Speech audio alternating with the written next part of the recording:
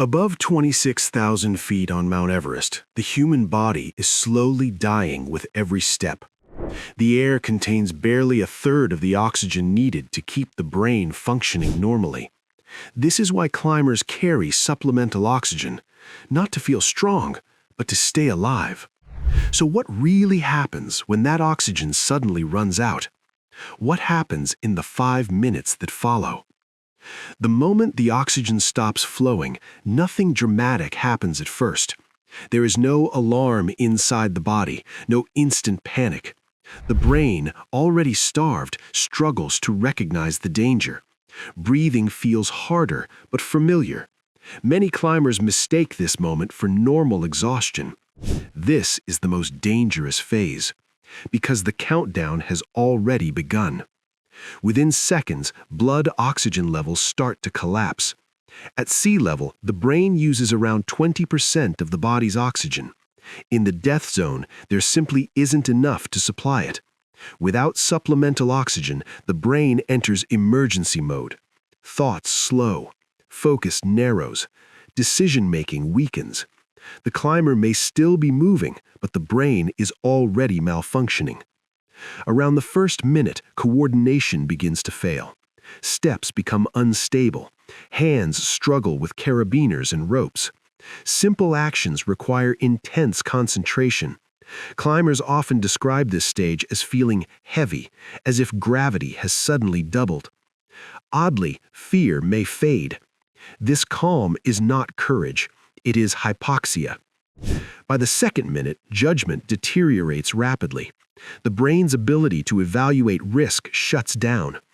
Climbers make irrational decisions, continuing upward, ignoring obvious danger, or stopping to rest in unsafe places. This is when the most dangerous thought appears. I can handle this. The brain believes it, the body cannot. At around 3 minutes, perception begins to break. Tunnel vision narrows the world to a few steps ahead. Hallucinations may appear, lights, voices, shadows, or even people who are not there. Some climbers feel a comforting presence beside them, as if they are no longer alone. The brain is no longer processing reality accurately. It is improvising. Physically, the body is failing fast. Muscles weaken as oxygen-starved cells lose the ability to generate energy. Balance disappears. Breathing becomes rapid and inefficient.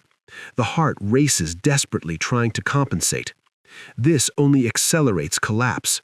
The body is burning its final reserves. By the 4th minute, many climbers can no longer stay standing.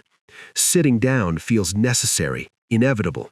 Standing feels impossible. In the death zone, sitting down is often fatal.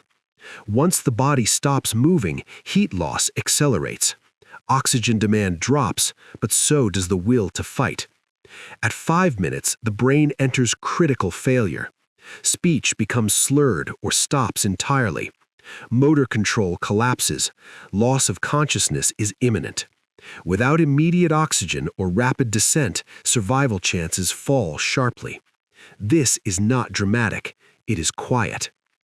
Unlike drowning or trauma, altitude-related oxygen deprivation often feels deceptively peaceful. There is no sharp pain, no clear moment of terror. Awareness simply fades. This is why many climbers who die on Everest are found sitting, leaning against rocks, or clipped into ropes, as if they simply decided to rest. They did not. Their brains shut down.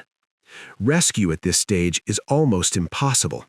A climber without oxygen cannot assist in their own rescue. They may not understand instructions. They may resist help. They may be physically incapable of standing. In the death zone, helping one person often risks killing another. This is the brutal mathematics of altitude.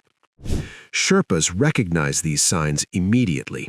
They know that once a climber has been without oxygen for several minutes at extreme altitude, the outcome is often irreversible. Even with oxygen restored, severe brain damage or collapse may already be underway. This knowledge forces impossible choices.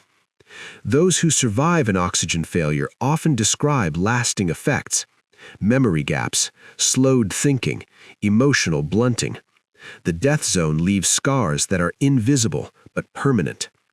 This is why experienced climbers obsess over oxygen management.